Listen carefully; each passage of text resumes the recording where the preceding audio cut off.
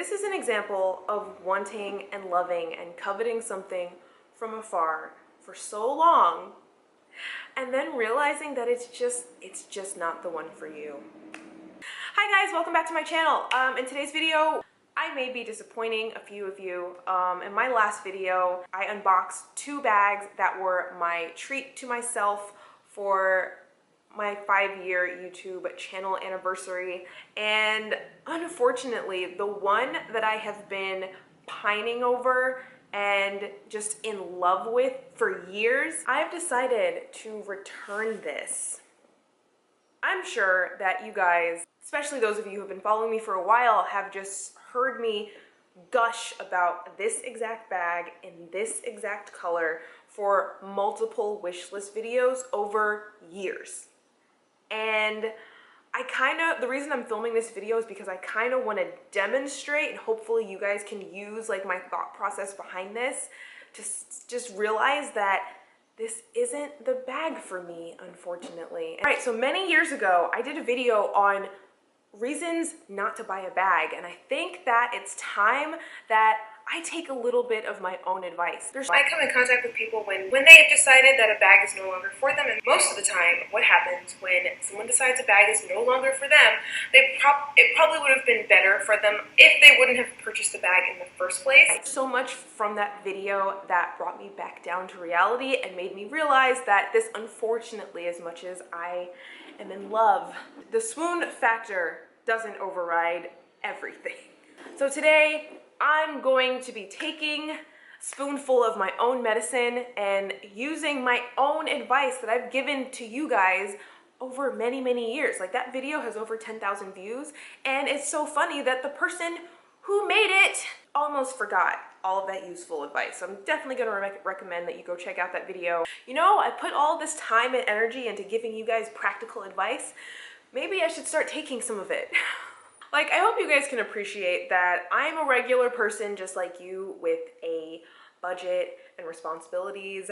I don't have any cost sharing measures for my life at this time. I hope you can relate to this being something that I engage in very, very sparingly. And I know, I have a feeling that most of you out there who engage in luxury content are also not in a place or position to just spend thousands on designer goods every single month or even often. For me to spend on luxury, just as is probably true for many of you watching, is a big deal.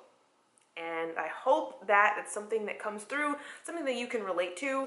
And this is kind of some thought processes that I hope you're able to apply to yourselves when it comes time to do the big splurge. This was my big splurge, and it didn't work out. Even though you want something forever, even though you love it, even though it is aesthetically beautiful, it may still just not quite be the one. So I've had this bag on so many wish list videos. Like I said, have been pining over it for years and years and years. Now, this bag has been discontinued. This is a bag from 2015, obviously made by YSL. They do make an updated version that, to me, honestly, when you sit it side by side with this, it's a bit of a snoozer, if I'm being honest.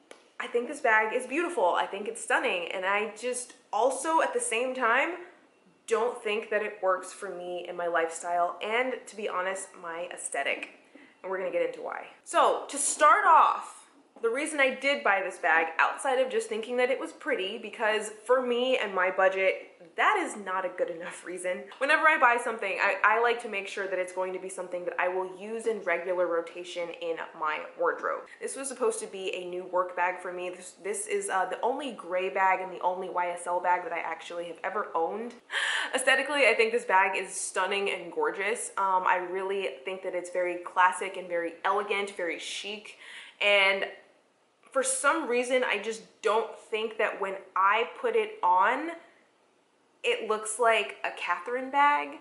Like, honestly, when I put this bag on, I feel like I've talked about this syndrome that I made up before, but this is very big somebody else's bag syndrome.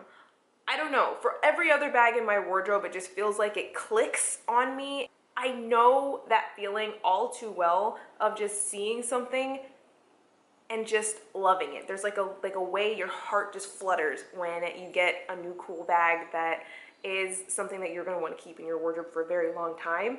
And as much as I loved this, it just didn't do that for me. First and foremost, while I love the look of it aesthetically, like even looking at it right now, it's stunning. This one just really draws my attention in a way. But when I put it on me, it just kind of looks like, why is that? I have no idea. Something about it I feel like just doesn't capture my style and who I actually am. Honestly, this looks like a bag for a different person. This is for a person that lives like a more formal life than myself. Like, this bag to me looks like someone else's bag of choice for like an office casual Friday, and that's just not the type of life that I live, I guess. Next up, there's Practicality. Now, I do have bags in my wardrobe that exist in my wardrobe simply for the swoon factor. I love them, I bought them, I don't carry them often.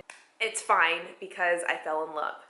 This one was not for that specific purpose. This was a bag that I intended on using. I bought it so that it could fit my laptop. Now, by looking at the measurements, it measures 14 inches across. My MacBook is 13, so there's a ½ inch on either side. So it fits, but it just fits. I typically have SD cards and things stabbing out of, I kind of like to just leave those in there, and when I go to put this laptop inside of this bag, it sort of like catches in a way that I think is gonna cause damage to the bag going down the line. And I really don't want that to happen, especially considering that it already has some wear and some dings on the leather. And for some reason, when I bought this, like, this fits the bill. This fits that bill entirely. This looks like something weird, a little bit off the beaten path, that just kind of looks and feels like me in a weird way. And for whatever reason, as much as I love the aesthetics of this just doesn't do that. Another thing to take into account, like, look, this already has my stuff in it. I could not wait to get my stuff into this bag and start carrying it. Whenever I look at this bag, I feel like the heart flutter. I love just kind of like staring at it and like watching the metallic reflect off of the canvas.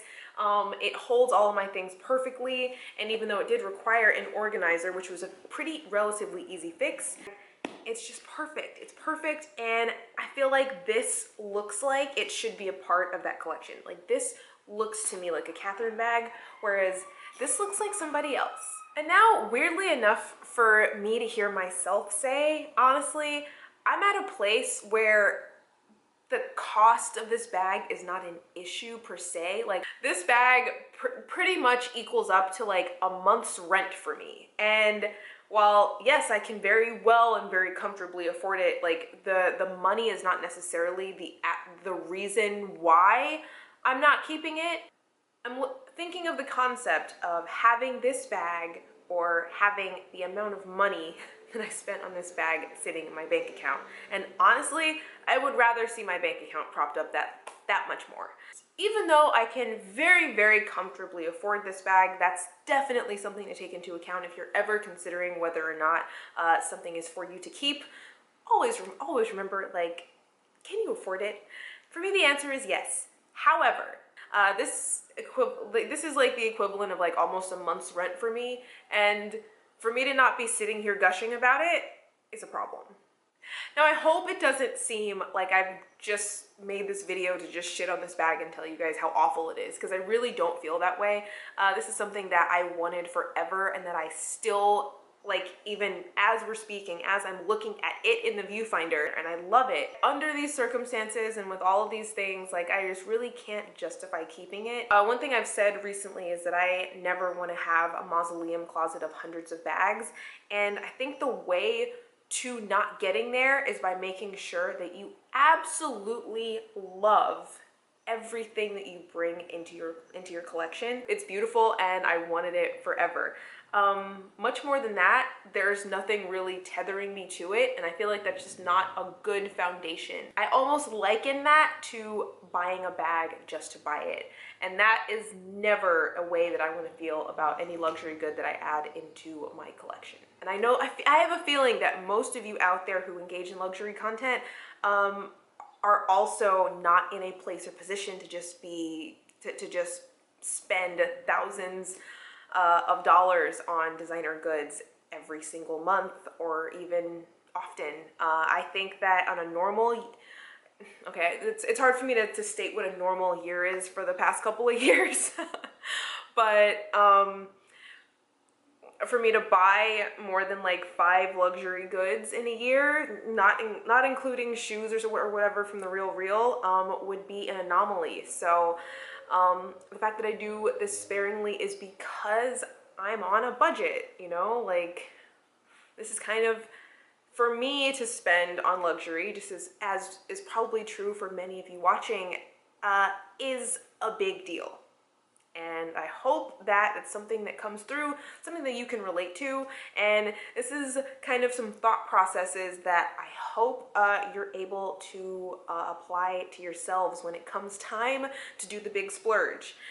This was my big splurge and it didn't work out. What's a good word? Because I'm not trying to say that I'm not elegant, but like someone who's a bit more like upscale, classier than I am. What's the word? I'm making myself sound like a pile of shit when I say that, and I'm not trying to.